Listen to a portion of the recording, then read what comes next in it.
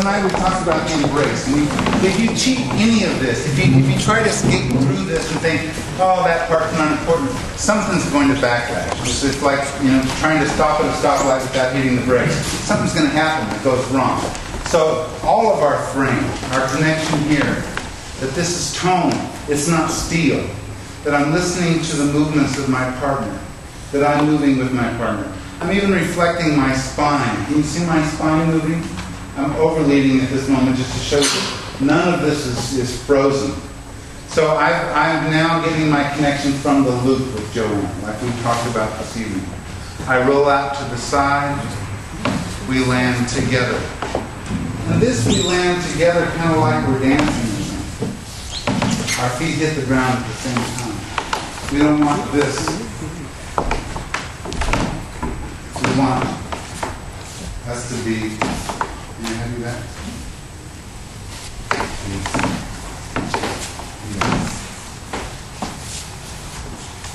Our frame is important.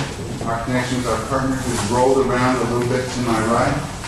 I fold my shoulder forward to get her stimulated backward as my pelvis folds backward. Once we arrive, I arrive perpendicular here. Then I rotate her forward. Then I come off to this step. I arrive perpendicular. Then I bring her back. I arrive perpendicular. If I don't commit fully to the step, I can't bring her around the corner. She's going to get an ocho that looks like this. And she's going to be falling from step, but I never really fully commit. So I want her to fully commit, and fully commit, and fully commit.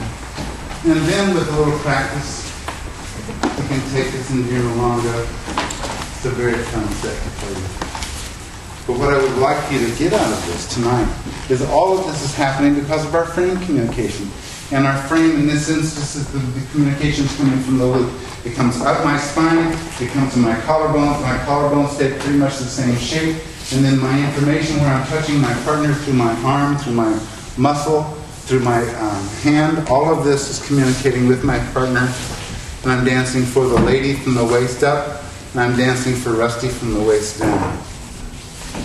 So we also looked at the milonga steps. For those of you that might get a little further along with this, anytime you take a forward right step, it doesn't have to be a side step, this is available.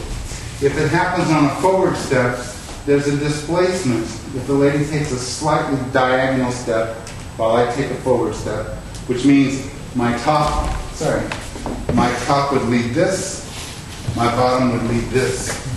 I can create a displacement in her leg, and we can get this.